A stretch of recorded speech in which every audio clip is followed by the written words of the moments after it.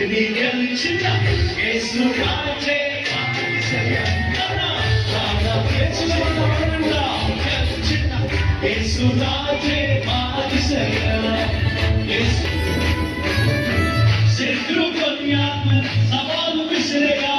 దేవుని ప్రజలంతా మౌనమాయగా శత్రు కన్యాకు సవాలు విసిరేగా దేవుని